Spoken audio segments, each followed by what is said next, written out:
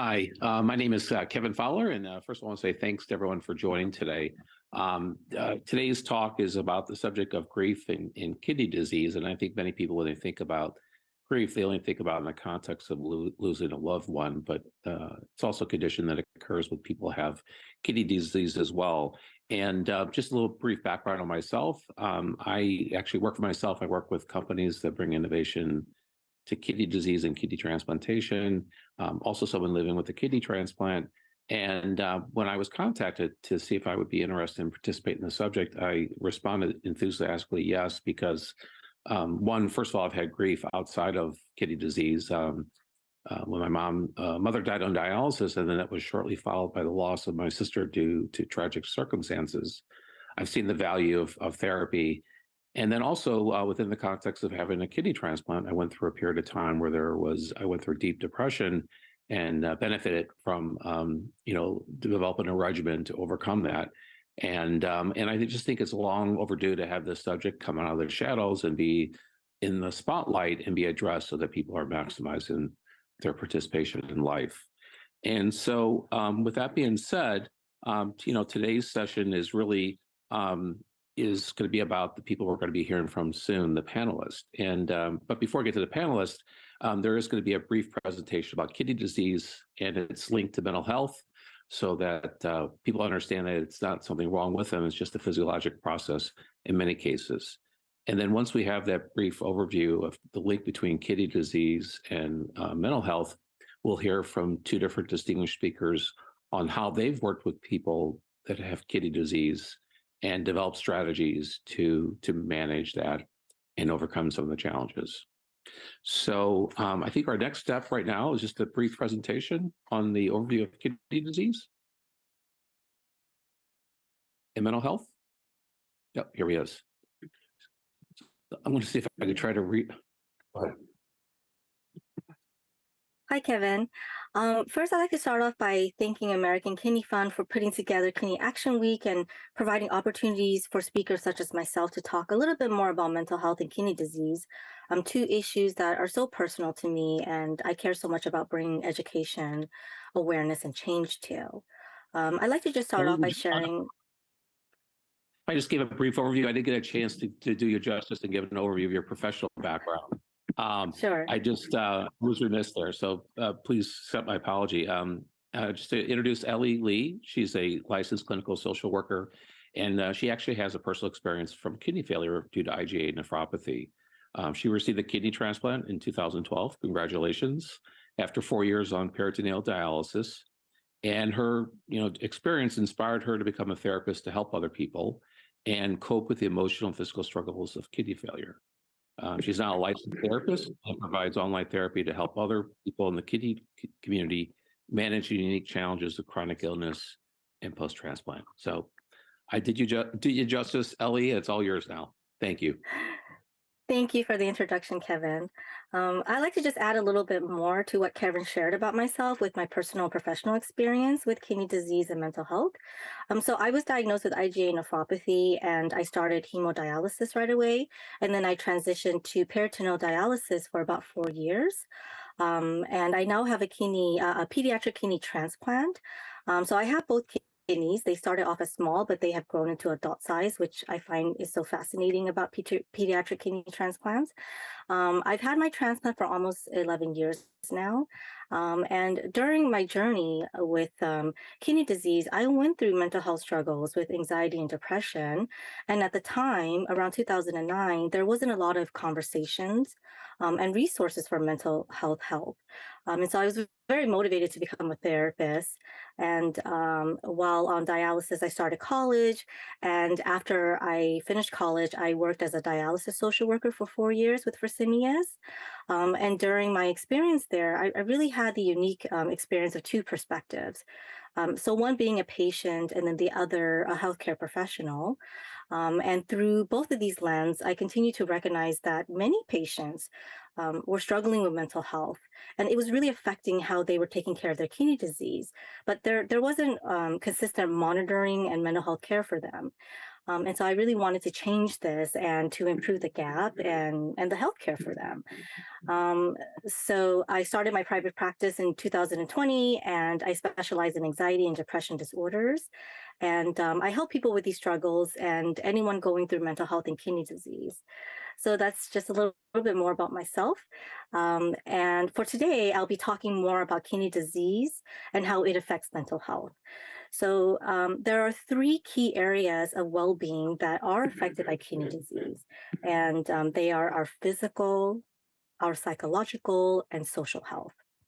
So, with our physical health, whenever we're dealing with chronic kidney disease, whether that's dialysis treatments or side effects of medications, it does come with a wide range of physical symptoms. So, we can feel tired, we can feel weak, dizziness, we can have weight loss, and have trouble sleeping and eating. I have heard countless stories from patients, including myself, who feel frustrated by how they physically feel and how that interferes with what they can do. So, right now, you might be feeling upset and sad that you're not able to do as much as you can. And you can really get stuck on this. So, you may have a lot of, let's say, negative thoughts or worries about your life and health. Um, and you may not be as physically or socially active as you were before.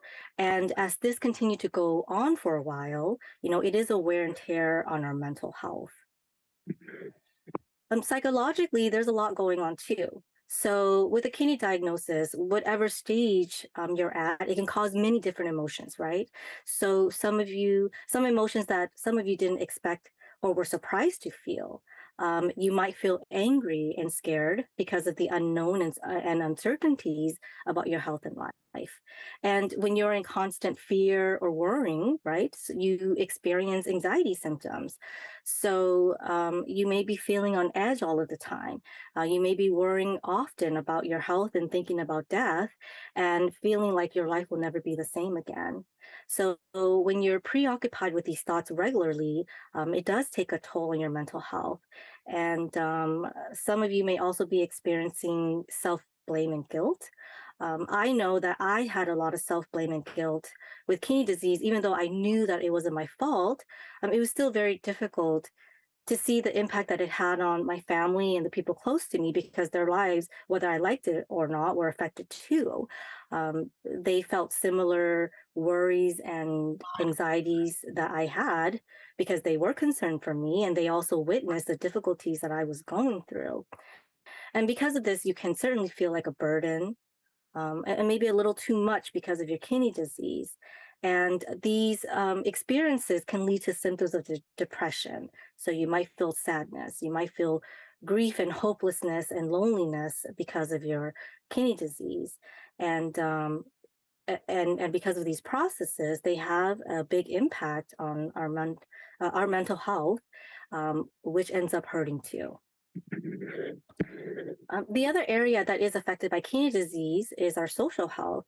So, when I talk about social health, I mean that this is our relationship with others, it's our social connections, and our community, it's our livelihood.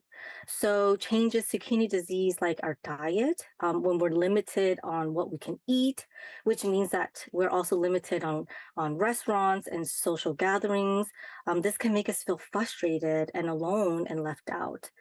And when we're not feeling well because of our kidney disease or dialysis or medication, we can struggle with socializing in groups.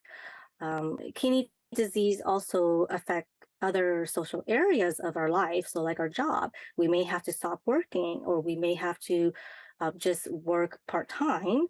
It affects our marriage, our friendships, and how much social activities we can do. And because of this, it hurts our mental health in the way that it puts us at risk of social isolation, anxiety, depression, and maybe even low self esteem. So, this is how kidney disease has significant implications to our physical, our psychological, and social health. And because of this, we can become vulnerable for mental health problems to develop, such as anxiety and depression. I think it's really important to understand what mental health is. because there's many misleading and inaccurate beliefs surrounding it. So, according to the National Institute of mental health is described as including our emotional, psychological, and social well being. Our mental health affects how we think, how we feel, act, make choices, and relate to others.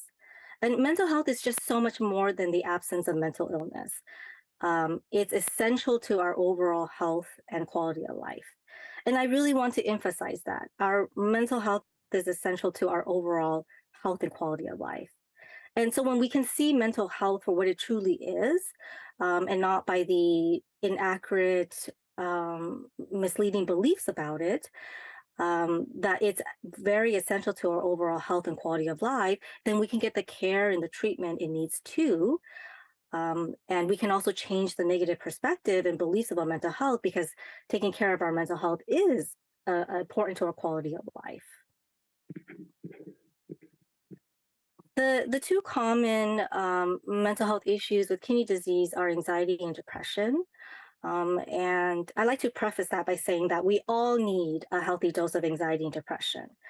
Each of them serve their own purpose.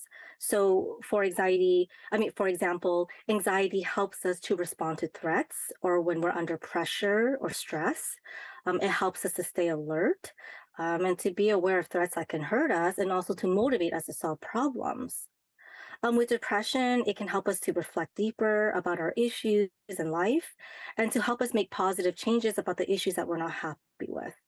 So, with this, you can consider this like a healthy and sustainable level of anxiety and depression that helps us. But when it's out of balance, anxiety and depression becomes harmful to us.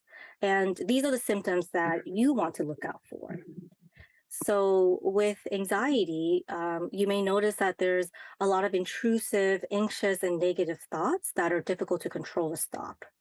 You may notice that there's a lot of constant worrying, feeling tense or on edge. You have trouble concentrating or sleeping. You may feel irritable and anxious. And you may also notice a lot of avoidance. So, this could be, let's say, avoiding going to the doctor, avoiding going to dialysis because you're feeling overwhelmed with anxiety and fears about it. Um, I describe the experience of anxiety like walking down a dark and scary alley alone, without really knowing what's waiting for you, um, while you're going through the alley.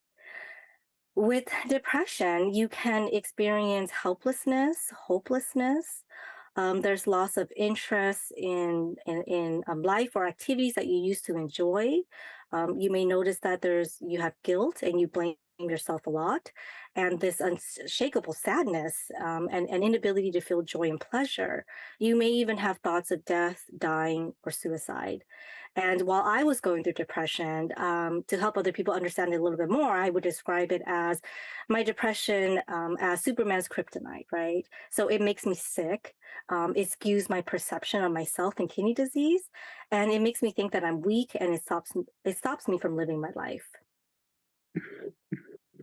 So if you're experiencing anxiety or depression right now, there's a couple of questions that I like for you to ask yourself. And the first one is it interfering with your life? So, for example, the things that you used to enjoy, you don't do anymore. Um, or you're constantly worrying and overthinking about so many issues that it's hard for you to focus and get things done. The other question I'd like for you to think about is it making is depression or anxiety making it harder for you to take care of yourself? So perhaps you're having a hard time getting out of bed or wanting to take your medication or to go to dialysis treatments or your doctor appointments. If you feel this way often, it's really easy to get used to thinking that depression and anxiety is just something that you have to live with. But I want you to know that you don't need to struggle every day, and that depression and anxiety are very treatable. And taking care of your mental health really helps you to manage your kidney disease better too. And I really can't emphasize that enough, that our mental health has such a big influence on our ability to take care of ourselves, and that to also let you know that you can manage anxiety and depression. Grief is also another aspect of kidney disease. that can be experienced with kidney disease related losses. And in the next, if we can transition to the next slide, um, to get us started a little bit more about grief is that it is something that we don't discuss as much. But yet, grief is a universal experience and unavoidable. So we all have to, whether we like it or not, face grief and loss in our lifetime. And we also live in a culture that avoids talking about grief, right? Or tells us how long we should grieve, or how we should grieve, or how much grief and loss we can talk about that doesn't make others too uncomfortable. And so in our society, there isn't really good understanding or healthy conversations about grief, but recognizing and dealing with grief and loss helps us to be able to move forward with it. And when I talk about grief, it's not really related to the loss of life, but more related to kidney disease losses, right? It's experience of more than just loss of life. So disease related losses can be the loss of the life that we had before diagnosis. It could be the loss of life and opportunities that we could have had if we didn't get sick. It could be the loss of our ability, function, or relationship with our body. And with grief and kidney disease related losses, we can experience various losses in different ways. And the grief and the loss we experience is profound. One of the things that I wish I had known is that you can experience grief with kidney disease. Um, and that would have been so helpful for me to help me with how I was coping with depression by talking and learning about it to help me understand how I can cope with it better. Right. And as I reflect back on my kidney journey, I realized that grief and loss was something that didn't come up at all in my conversation with my medical team or even with other patients when we would share our struggles. And it's not to their fault. I really believe that it has more to do with this culture, our culture of avoidance and discomfort talking about grief. And I want to bring more awareness to it because it does come up and it helps to know what it is so that you can work through it. In the next slide, I'll be talking a little bit more about how do we cope with mental health. And I think it's important to say that first we have to change the dialogue and the misleading beliefs about mental health, right? So, mental health is not your fault or caused by you. Mental health issues are actually very common, and you are not alone in these experiences or that you have to deal with it on your own. Mental health issues are a valid and serious health issue, just like diabetes or high blood pressure. It's not just in your head or created by you. And our mental health needs attention and care just like health issues and can worsen over time without treatment. So I'd like for you to imagine for a moment that your doctor tells you that you have diabetes. Um, if that were the case, would you tell your doctor that you're not going to get help or treatment because you don't want to look weak or have people think that something is wrong with you? And this is very much the same when it comes to our mental health. So, just like diabetes, we need medication and we need to see our doctor regularly to feel better and manage it. And getting help for depression and anxiety is very much similar. We can manage and cope with mental health struggles through social supports and treatment. So, support can be through mental health treatment, such as getting therapy. It could be support groups. It could be learning and talking about your kidney disease to help you find resources and support through the medical community. So, this could be working with your social worker. This to figure out what you need. This can be connecting with others through organizations like American Kidney Fund or the Renal Support Network. And there's many benefits to to getting social support and getting treatment. So, for instance, you're able to connect with others going through the same experiences, which helps you to feel less alone and also connected to others who understand what you're going through. You can get support through therapy to talk and process your emotions and feelings with a therapist who can provide non biased feedback, guidance, and coping tools to help you manage better. And typically, our instinct is to not share our mental health struggles for fear of judgment or hoping that it would go away. But we actually need to work through mental health struggles and not avoid it or try to deal with it on our own, because with mental health treatment and support, it can help us heal. It can help us to maintain good mental health and to keep to help us to keep moving forward. One of the things that I really wish I had known about how important it was to take care of my mental health, um, is that I realized now I was unnecessarily suffering on my own for such a long time. And it wasn't until after getting help that I learned that mental health issues are treatable and that you can feel better over time. And it wasn't really until I started to feel better mentally and emotionally that I was able to take care of myself and to be a better advocate for myself. So I know I mentioned some social supports that you could reach out to. And if you find yourself doing this, but still kind of feeling stuck, I really do invite you to connect with me for resources. I'd be happy to share any insights or resources that have helped me. And with that being said, thank you so much for being here and just allowing me to share a little bit more about kidney disease and mental health. And I will pass this along to Kevin now.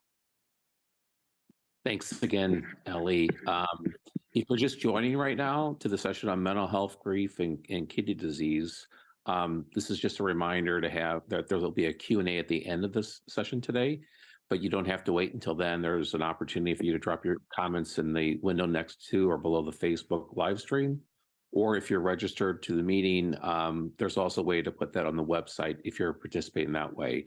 And we'll try to answer as many questions as possible. You may see me looking it down.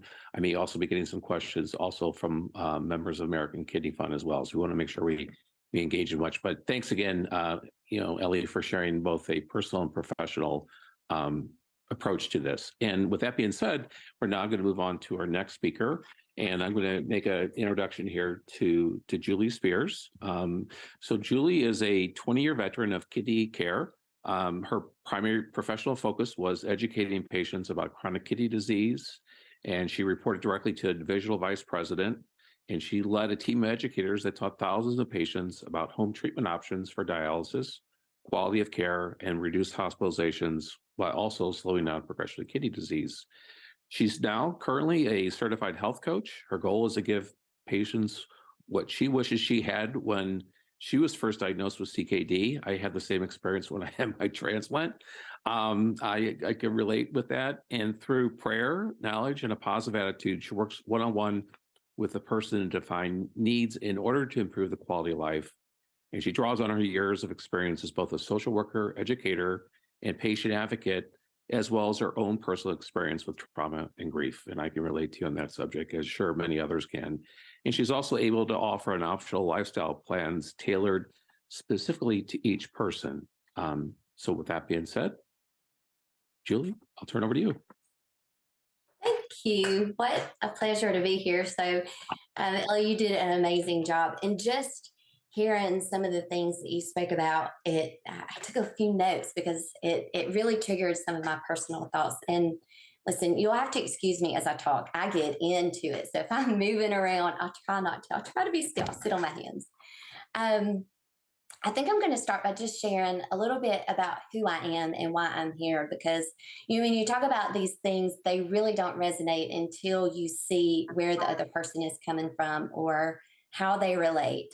So what would be helpful for me is, as I'm speaking, I don't know if you're watching on YouTube or where you're looking from, but if there is a way to put comments in, just put a comment. Yeah, I can relate. I get it, because I would love to go back and just see, am I on track? Am I off track? Or how I'm engaging with everybody. So I'm Julie Spears. And so let's see, in 2002, actually, I'll go back to 1992. I discovered that I had endometriosis. And the endometriosis was so bad that it had caused my tube and ovary to adhere to the abdominal wall. I had been seeing several doctors, and they decided that they needed to do some surgery to remove that. Surgery was successful. Everything was fine until 8 years later in 2001, when we discovered that during that procedure, the surgeon had accidentally tapped the ureter and had caused that kidney to shut down on the left side. And so it took about 8 years to discover it because I knew that something wasn't right, but I kept being told you have pleurisy or you have pneumonia. I'd get a steroid shot and I'd be fine. So the steroid shot, that really gave me some time. But it eventually got to the point to where the ureter was so clogged, and we did a bunch of stents that the kidney just, once the stents came out, it wasn't too much. So what was really sad at that time was it was my 10-year class reunion. I had two new babies, I had a 3-year-old and then not yet 1-year-old. And I'm told that we're going to have to take this kidney. The worst that can happen is you're going to have to go on dialysis because the other kidney was so large that it was actually touching my diaphragm. And so every time I would breathe, that hurt. So my breathing was very shallow. It was very painful because it was so large. And so there really wasn't a whole lot there, for me, going to Yahoo at the time, I think that was what I had was Yahoo. I was scared to death. Like, what am I going to do? How am I going to make it? Am I worth it? Am I worthy? Like, I probably thought I was just ready to be done. Like, my kids are not going to, there's not going to be a value. So if you're here, chances are you can relate to that, I would think. It's just a hard thing to go through. Ironically, my background was like social work, insurance, therapeutic foster care. I just got a phone call that said, "Hey, we need somebody to come work for DaVita in the insurance department and think you would be great." I needed a job at that time to get out of the town that I was in because of a burglary situation, and I share that for a reason. So, but anyway, so I took it. And what happened was from that experience and going to work into DaVita, I had so many questions from my own self, how I felt. I started learning that patients, the things that Ellie talked about, these patients were experiencing grief that was a heart shock. A lot of the people did not know that dialysis was in their future. They did not know that they were having a declining EGFR for years. They did not know that they were a potential candidate for dialysis. And so many people crash into the hospital not knowing. And that is grief. So when Ellie was talking, I could not help but to think of the few things that she said. And what came to mind is, what's wrong with me? Like, okay, you say this is grief and there's mental health help, but it's not happening. It's not helping me. Like, I still feel something. You know, there's something inside of me. Like, I can do breathing exercises all day long, but it's not taking care of what I need it to take care of. The change that happened was, so I spent 17 years providing education for patients, following a nephrologist, going to different doctors' offices and hospitals, and really listening to what was breaking my heart. And that is that people did not know in advance. They did not know what to do when they did find out. And then here I am, Little Miss Superwoman, providing an hour of education, seeing these patients on CKD Friday, and they're coming back in. And basically they're like, "Julie, I don't know what to do. I'm doing the best I can." It took losing my child, which I hate to say that, but I mean, that's really what really resonated with me was I lost my 16-year-old son, and I've got patients calling me to help get them out of the hospital, and they're trying to learn about kidney disease and trying to prolong. And you're saving my life, because you're coming to me, getting me up out of the bed. And that's when it clicked. When I tried to cure my own grief, when I tried to force the pain away, it got worse. My kidney function declined. But I also resonated with, this is how people that are told they need dialysis feel. Like there's something to it. And then it became, okay, so I've got to pull my own grief up. I've got to get up out of the bed. I've got to walk one step in front of the other, and I've got to do these things. And don't misunderstand, I'm not comparing. What I am doing, though, is finding similarity. Our bodies, the biology of trauma, it affects us. We all have the largest nerve, which is the vagus nerve, that keeps us in that fight or flight. And when you are told you have kidney disease, you mourn. You grieve who you are, you grieve who you thought you would be, and you grieve who you think you're going to become. And sometimes who we think we're going to become and the things that we're going to go through are not at all what's going to happen. So imagine me, that young 20-year-old mama with 2 kids, thinking she's going to need dialysis. Y'all, I'm in my 40s. I'm not on dialysis, and I'm still at stage 3 kidney disease. Now, what I did notice is that when I experienced traumatic grief, it triggered something in my body. You see, I was that go, go, go kind of girl that could do anything, I could accomplish it. We didn't have time to sit down and wait. Some grief you can't do that with. And what it does is it causes a lot more harm than good. I'm sure that if you are somebody who is experiencing kidney disease, and probably the only reason why you're on this call is that it's you, a family member, or you have an interest specifically around the kidneys. But in that case, when you are told or you are faced with that, there's a heart shock there. There's an anger there. There is this process that you have to face. It's the absence and it's sadness and it's real. And to come with grief is pain. So when somebody is hit with these things, it attaches to the vagus nerve. It really hits our diaphragm, which caves us in a little bit, and it makes it difficult to breathe, which is why I loved the last session where we were doing some breathing exercises. Because what happens is that opens you up. You know, when we go through pain, it's so easy just to run away from it, like I talked about a while ago. But what we want to do is we want to feel those feels. A lot of kidney disease is sometimes we hear about it, and unfortunately, to be the bearer of bad news, it's amazing how many people hear stage 1, stage 2, stage 3 when they're diabetic or hypertensive and they run. They don't have time to face it. They don't have time to go to the doctors. And what happens is they're speeding up the progression of the damage that's going to come. So what I really want to encourage you to do with your grief is to sit in it, to think about how you think, how you feel, to open up to just the thoughts of, okay, this is where I'm at. What do I need to do to move forward? People say pay attention to your intuition. If your intuition is frazzled, you can't think clearly, which is where the breathing and those things are going to really come in. So grief affects all the different parts of you. As you can see, it affects your digestive system. It affects just how you think. So, with that said, if you go to the next slide, we'll talk about the different pieces to healing, and that's really going to be sitting with your grief, feeling safe with where you are, feeling safe with who you're talking to, with your physicians, with your healthcare team, being open to sharing where you're at with your grief. You know, so often we isolate and we feel bad about, and we've experienced loneliness about what we're dealing with. And we have trouble getting out and getting into, okay, where does my life become next? Or where do I find, happiness even sitting in this?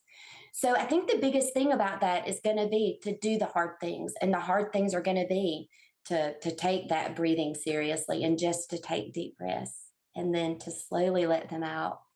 To know the facts about kidney disease. Where are you with your stage?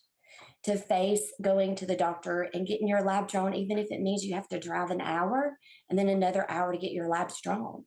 It's going to mean being open and honest with these physicians and really sharing your fears and concerns and writing down in a notebook and paying attention to where you get anxiety from. If you get anxiety going to that physician, but you find calm going to another, or maybe it's shopping, it's groceries, where do these feelings come up and how can we move through these things? It's important. Exercise. Exercise is something that's they say it's the easiest thing to do, but it's the hardest. It was the hardest for me. It's taken me years to even find out what kind of exercise I enjoy. Exercise is 50% of slowing down progression. It's huge. So I think what it looks like and what I hear is these life changes are going to be very important to slow the progression of kidney disease as you move through the grieving process. We can either grieve where we are and what we're going through, but I found that what I have done a lot of times is shoved things down to where I'm grieving what I did not do. I'm grieving the life that I could have had by the choices that I did not know to make or that I chose not to make. There is a black bear out there with kidney disease on it somewhere, possibly in your corner. And what I want to ask you is, how are you going to face this bear? Are you going to be the one that learns about it? You meet with your physicians and you take the time to really dig into where you are in your stage and what are some things that you can do to slow progression. I don't want you to automatically change a diet to a low potassium or a low phosphorus, because for some people that can do more harm. What I want you to do is to write down where your concerns are and to take them to your physician and seek help. There are people here, there are resources here, they're right here with this team. The other thing that I want you to do is to say, what am I doing? Or what am I not doing that I should be? So if you have a pad right there in front of you, go ahead and write down what is something that you can do today to move you further to slowing down progression. Is it going to the doctor? Is it being compliant with your appointments? Is it knowing what percentage your kidneys are functioning at? Is it taking your lab work and getting it from your physician's office and looking at it and studying it and writing it down and asking questions? This is where we're going to slow progression, but not only when you sit in your pain and you sit in this grief of the condition, there is a healing part that's going to come with that because it's awareness and it's the actuality of what may truly happen rather than this big bad version of what may never. You see, I've lived with kidney disease at stage 3 since 2002. I can go get my labs checked and I'm always anxious. I always have that fear of what's going to change. In that moment where I was not taking care of myself, my kidney function did decline. I had 2 labs that were not good. My third one were back up. Don't go by just one test either. Don't go by just one thing and then hide in a closet and live your life that way. Keep going, keep getting checked, and keep being active with your family and your healthcare team. So I hope that you have resonated with some of this. And I would just love it if you could drop a comment down below or throw a little heart or just let us know what you think. Thank you very much, Julie. I'll say I appreciate you sharing with us today, your experience, and I know it resonated with me. I'll just say 2 things. I'll say exercise is probably one of the best things before when you have kidney disease, and afterwards I'll endorse that. And I also like what you said too. A lot of times what we create in our mind never happen. And so how do you, the breathing? I started doing slow breathing when we were doing this this webinar. But before I turn to the Q&A part of the talk, I wanted to let everyone know that there'll be a links to the resources that both Ellie and Lisa shared. And Ellie and Julie, where can our audience connect with you after this session? Oh, here we go, right there. So it's right there. Okay. So hopefully everyone could take a screenshot of that if they like. And but before we go into the Q&A, Julie, I have a question for you. Can you just share with us just some tips on how you've dealt with grief? You've kind of alluded to a couple, during your discussion, Julie, but any other, resources would be great if you could share.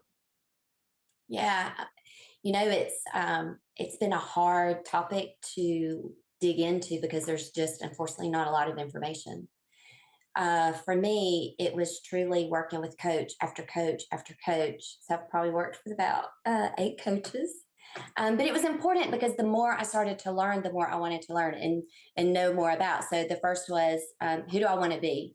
Do I want to be somebody to suffer and to have more pain and to live in this pain? Knowing that kidney disease was coming, I was like, I don't want to live like this. So I worked with a lot of coaches. Unfortunately, a lot of people don't have the funds to do that. And so I think the best resource is going to be just to dive into people like me and to Ellie and the American Kidney Fund to find a few things. Breathing was really a big deal for me. And so what I do want to say about that is don't just start breathing on your own because breathing can trigger a lot of different things. You want to make sure that you're breathing appropriately. And even Kevin, a big thing for me too is the meditation because, people will say things like, what's wrong with you? Or why can't you just figure it out? Or it can't be that. And you just sink down.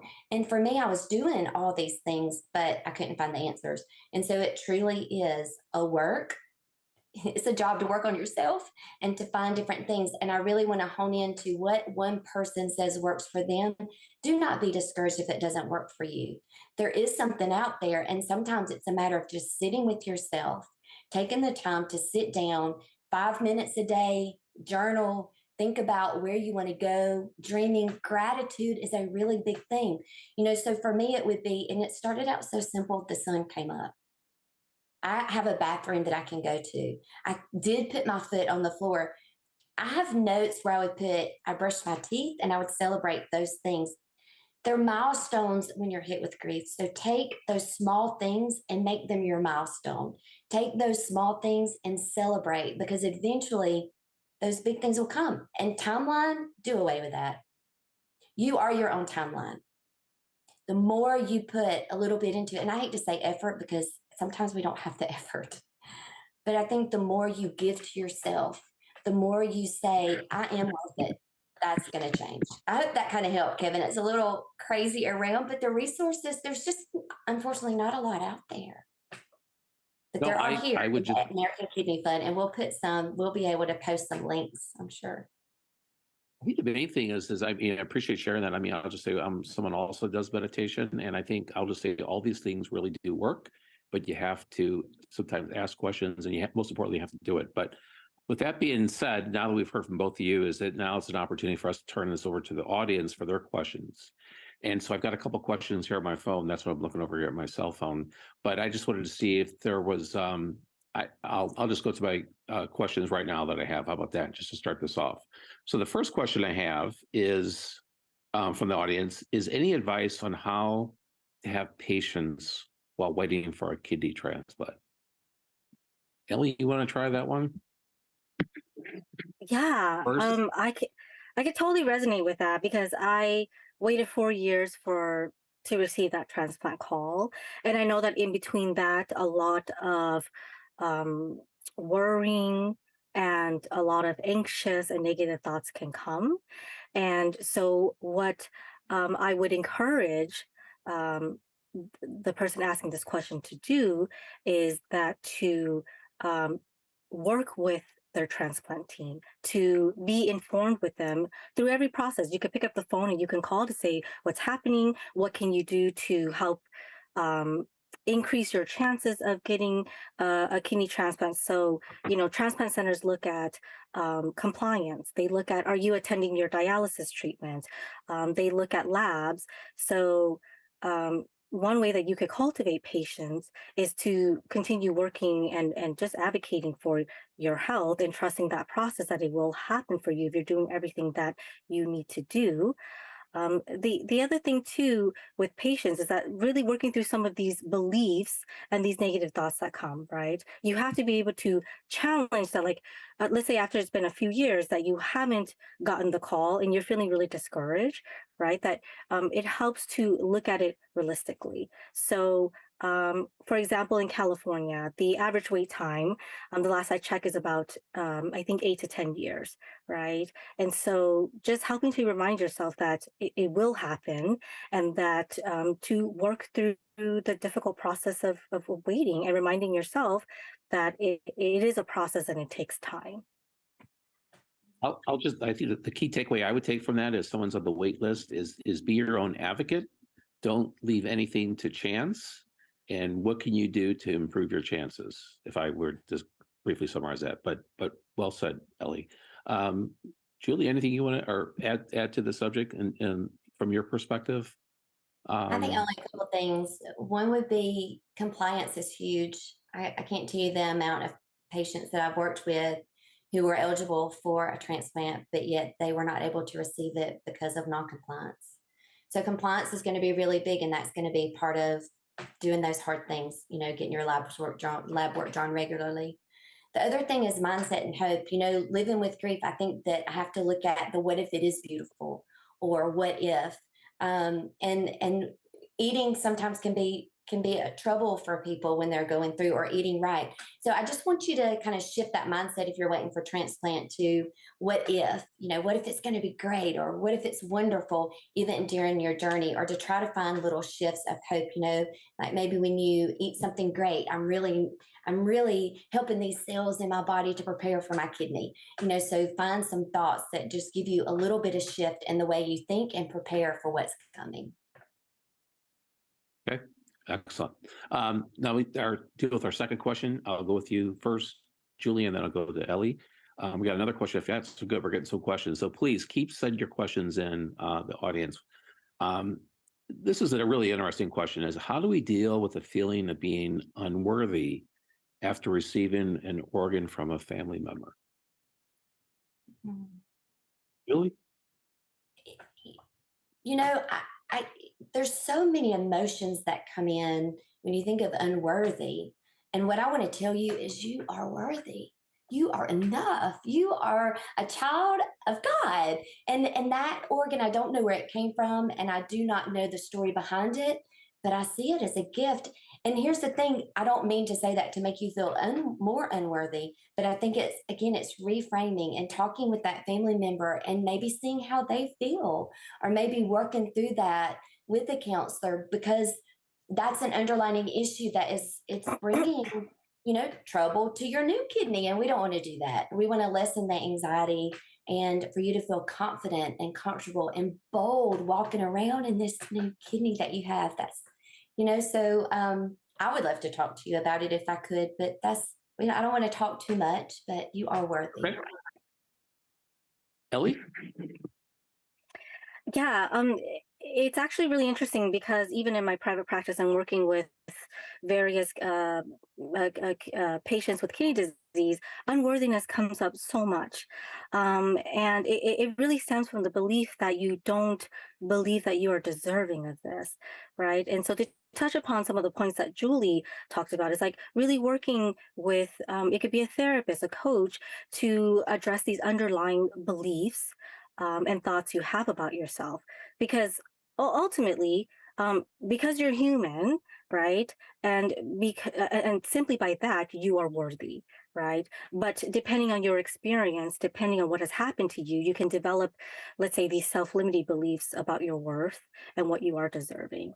And, I also don't want to discount that, like, yeah, it is a difficult experience. Though there are positive aspects to it, it is a difficult experience to have a loved one give you or to donate to you. And that in itself is difficult to process. But what I would encourage the person asking this question is to really work with a therapist to get to some of the root causes and to work through some of those beliefs that are misleading or just inaccurate. Because as Julie mentioned, you are worthy, and you are worthy so much that your loved one or whoever donated this kidney to you wanted to give that to you. Yeah. I don't want to dismiss You're- unworthy. I think it's something that we live with, and part of the work that you do will show that you are worth it. Just keep with it and don't let up. Don't think, keep going. Sure. Well, this is kind of related. This is kind of a nice transition now from Ellie's response and yours too, Julie. This is a really good question. Is how do you find a local mental health professional who's specific to renal disease, dialysis, kidney transplants? Great question from the audience.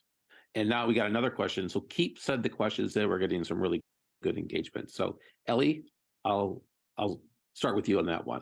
How do you find someone specific to the subject we're discussing today? Yeah, I wish that there was a very simple or black and white answer to that, and the reality is that there just isn't. Um, One of the things that you can do is look at therapist directories, right? Or you can work with your social worker or your medical team to ask if they know anybody in the area that specializes in kidney disease.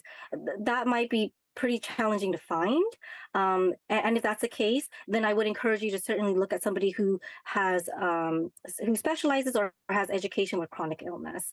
And how can you do that? As I mentioned, is like asking your social worker, your doctors. You can go on Therapist Network. If you're in support groups, you can ask if anybody that they know that they're particularly speaking to that could give you a referral. But I think one of the best things you can do is try to go on these therapist network, for example, such as Psychology Today, Therapy Den, even Path. Path Collective, that you can go on these websites to specifically narrow down your search through some of the so when you search for a therapist, there's like boxes and specialties that you can click, and that's one way that you could try to find a local therapist. Excellent advice. Julie, anything you want to add to that? I would love you to work with me. I'm not a therapist, so no therapy and no counseling. But what I share is kidney education and just some of the things that I have learned from working with different patients, working with the nephrologist, working through hospitals, and just through the acute units. A lot of what I deal with is how are we facing what's happening, and then just empower others to go out and take control of that journey with their healthcare team. It has to be a team, and it has to be a partnership. And I think the biggest thing is that we have to be willing to do the work on ourselves. So often we hear it's quick, it should be fast, and it's just not. It's hard work to love on you, and it's hard work to take care of ourselves. But you are definitely worth doing all that. I would just say this one suggestion I would have that I found, I did just do simple Google searches and found people that specialize that are kidney transplant in that area. So anyway, don't ever dismiss Google. Okay, great. The questions are really coming. This is excellent. Here's another interesting question. I'll start with Julie and then transition to Elle. How do you react or handle when you need a kidney, but no one in your family wants to try or even consider donating if they may be a match? Yeah, that's a hard one. You know, we have expectations, and sometimes our expectations can really cause a lot more burden because they're not met. And I think that's something I've had to do with my life and with just some of the changes, is to let go of the expectations and to really seek the what if or other opportunities. And I won't talk a lot on that. I just think don't close doors. And maybe if you do, don't place focus where it's not there. Maybe our energy can be shifted. I think there's another way that we could think about it and just change it a little bit. And that's what I would encourage you to do. It's hard. No? How about you, Elle? Yeah, I went through that exact experience. Though I had family and friends that I asked if they would be donors, and and it was difficult because some of them had their own fears and their own anxieties about it that they were working through, that they weren't able to donate for whatever reason. And how can you cope with that? Well, what I would like to share about coping with that is that to recognize that it's not about you. It's not personal. They're not doing this because they don't want to donate to you or that you're not worthy or deserving of this, but more that our family, our friends, and the people we're asking are dealing with their own fears and their own worries that they need to work through to get in a place that they would feel comfortable donating to us. And to encourage you, that even if family or friends don't donate, that there are options, right? And it may not be the expectation or the option that you wanted, but there are options for you to get on multiple transplant centers and to increase your chances of getting a kidney transplant. And if I go back to like that, you have kind of a consistent message, Elle, is that it goes back to the advocacy part, right? Focus upon what you can control, learn more, ask more, and then it helps you make better decisions. Anyway, but thank you. So I will then. We have actually two more. So this question it's a very good question, and I can relate to this experience what my wife went through.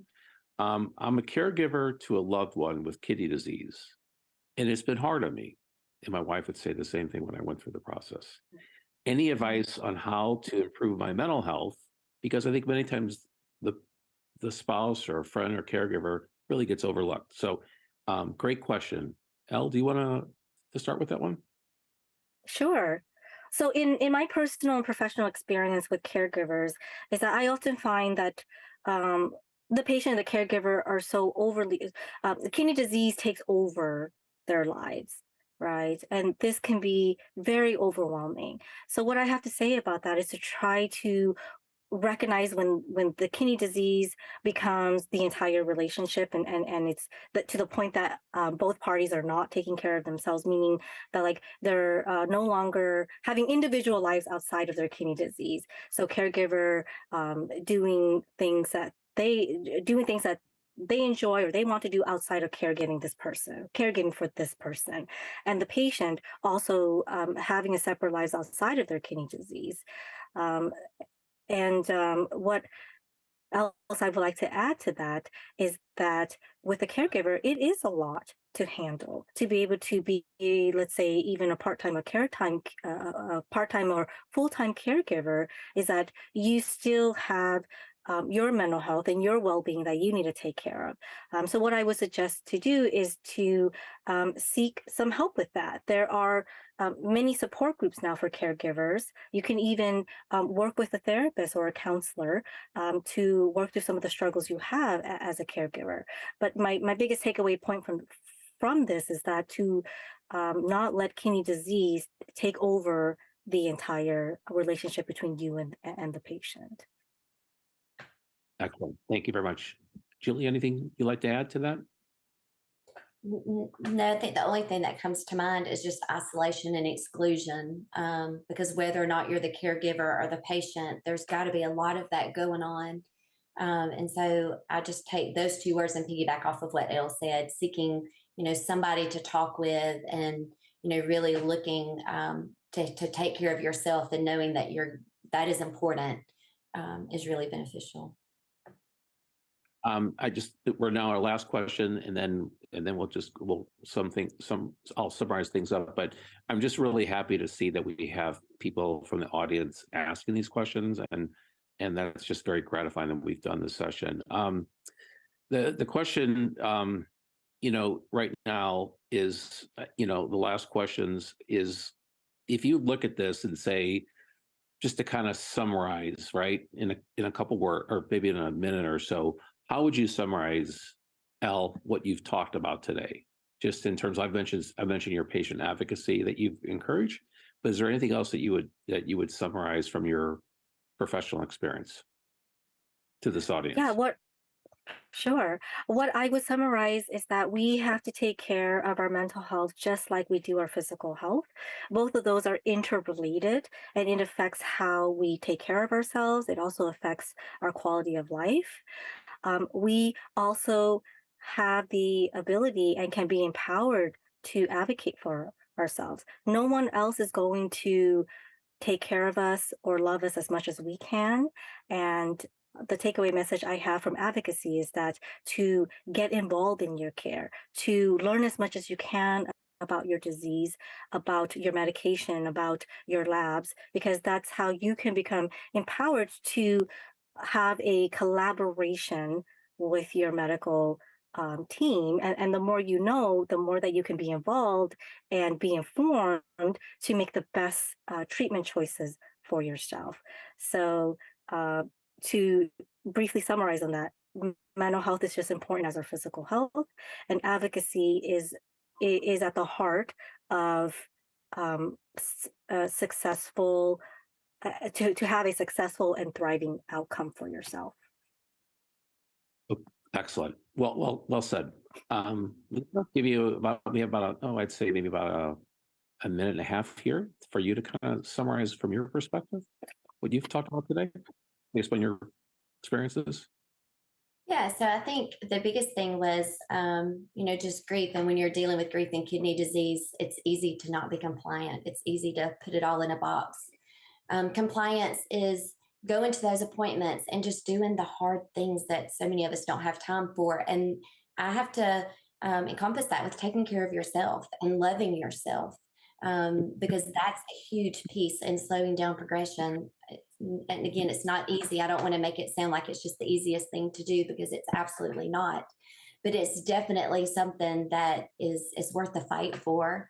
The other part is getting your lab strong. It is amazing how many people don't get their labs drawn because of the time, the commitment. And then when they do have them drawn, you're not looking at them. Your lab work is like your fingerprint, and it really tells the story. It kind of gives us a guide as to what that journey is going to be next. And it's important to know exactly where you stand within your stage and what parameters you need to be following. There's so many myths that people have about kidney disease. You just really want to step out of that and really dive into a healthcare team that is feeding you, that you guys are working together with the knowledge that you've received. And it's understanding what the care plan is, asking questions, being an active participant, and I think I would just say too, feel free to ask as many questions. There's no question that's a bad question. And so I think with about the minute left here, just to kind of bring the session to a close, just want to thank both Elle and Lisa and Julie for sharing their There's professional experience on today's subject. I think what I would also want to say is thank the audience for asking the questions. And my request is for all people that have kidney disease is just to come forward. And if you're having mental health issues, it's something I've experienced. The panelists you heard today, they've been through it, and there are solutions that can help you lead a full and productive life. So there's nothing to fear, and there's plenty of people out there who will welcome and embrace and support you. And with that being said, I just want to thank the American Kidney Fund for the opportunity to moderate the session today. Thanks.